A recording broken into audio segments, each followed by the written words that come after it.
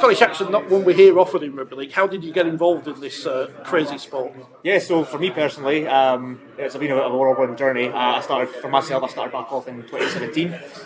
My sort of way into wheelchair rugby league was I actually signed up to be a volunteer. So I kind of wanted to come aboard, do performance analysis as part of my university degree. Got the call to go along to France in 2017 World Cup, just to kind of say, do you want to come along as a volunteer? We'll take you as an emergency player as well. Obviously not expecting to play. Obviously went over and did my voluntary work, but we had an injury and I ended up making my debut, which was for Scotland, which was my first ever game of wheelchair rugby league.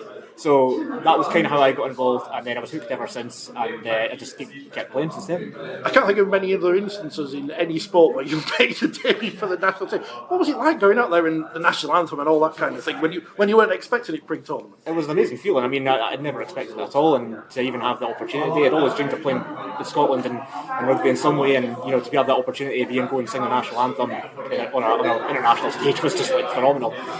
So yeah, it's something that I never really thought, but yeah, it was an amazing experience.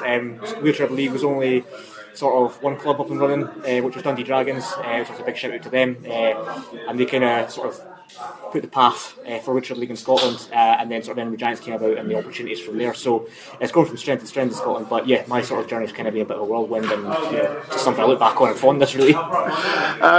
How are you looking forward to this season? It's going to be a difficult one, but it's going to be an interesting one for Edinburgh as well. I think so, yeah. I think having the opportunity to go and have a crack at teams who have been there on that stage, like say your Leeds and Halifax, they've obviously been on the finals, especially recently as well. So to go out there and have a crack at them would be, which is great. For us, we've been developing over the last couple of years, sort of trying to make waves, go from strength to strength. So it's kind of a massive experience for us, a huge challenge, but something we're really relishing as a club, and huge credit to sort of the backroom staff and like some of my teammates as well. They've kind of put the work in to get in this position, so I think it's just a massive shout out to them to kind of really step up and kind of go for this opportunity, because without the sort of foundations that we've built over the last couple of years, we have this opportunity. So yeah, we might be the new kids on the block, but yeah, we're certainly loving the challenge for it. It must be great as well, because obviously it's going to give you more opportunities to get players involved for the national team as well as for... Yeah, it's a great pathway as well, and you can see that kind of happening already, where it's kind of had that effect where we're sort of bringing in players, and we're giving them opportunities to be able to go and do that.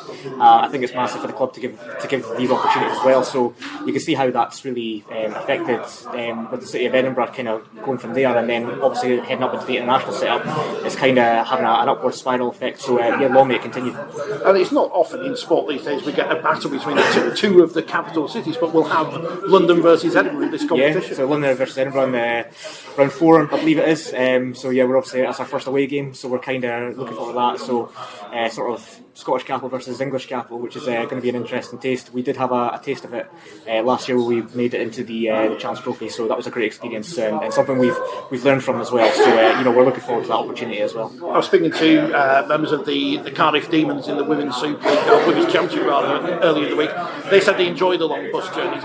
What are the coach journeys like with the Edinburgh Giants? They're great, really. Yeah, I think it's something we really look forward to. I mean, they are long. We're not gonna lie, but it is great. When you get on with your teammates and that, you have a good crack along the way, and it's sort of it's a great bonding session as well, having those opportunities, because a lot of us kind of, obviously not all from the city of Edinburgh, so we kind of travel into the city of Edinburgh and train, but to be able to see everybody on a weekend and travel with them is a great opportunity to kind of get to know each other a bit more and sort of spend more time with each other.